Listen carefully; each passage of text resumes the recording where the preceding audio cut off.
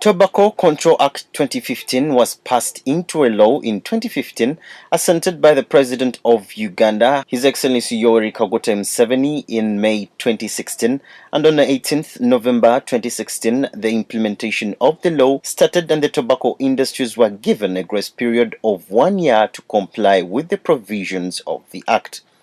British American Tobacco, which is the biggest tobacco industry in Uganda, decided to petition court challenging some of the provisions in the Act, including Section 16 that bans display and advertisement of tobacco products.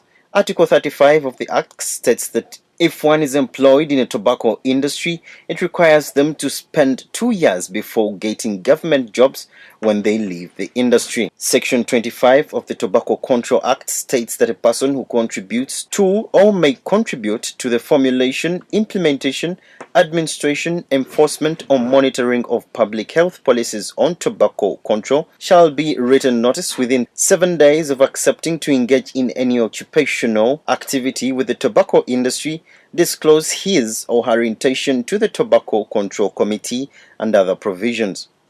The panel of 5 judges led by Deputy Chief Justice Stephen Kavuma have today started hearing the petition of British American Tobacco, which they filed against government challenging some of the provisions in the Tobacco Control Act 2015, seeking for the court injunction for the stay of the implementation of the Act until the challenged provisions are removed. The panel of judges at the same time accepted the petition of civil society organizations to be part of defending government over the Tobacco Control Act. After the hearing, Deputy Chief Justice Stephen Kavuma adjourned the next court hearing to 17th May 2017.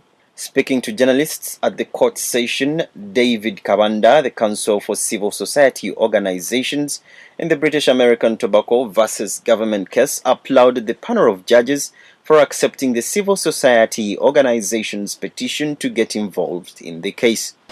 Again, they applied to court to have an interim order, stay the act. But we had also applied to court to be interested parties added to the petition. So what has happened today, court had to entertain our application first, and the applicants got added on the petition, and be it considered to our application and the Attorney General.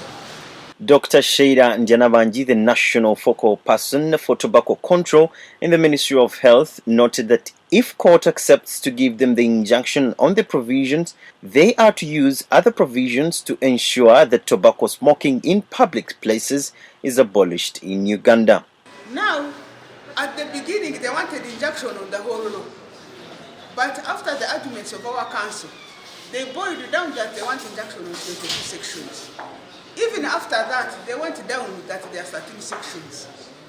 So even if court gives that injunction, the rest of the law will continue in progress. Moses Talibita, the legal officer of Uganda National Health Consumers Organization, said that despite the tobacco industries coming up to challenge the act, the law will still address tobacco smoking in public. And the other is the main, where the other application was for an injunction. Now, I am happy personally, and also I think the other tobacco control advocates share my sentiments with the performance already of the Attorney General. Story compiled by Julius Muhumuza for Dream TV.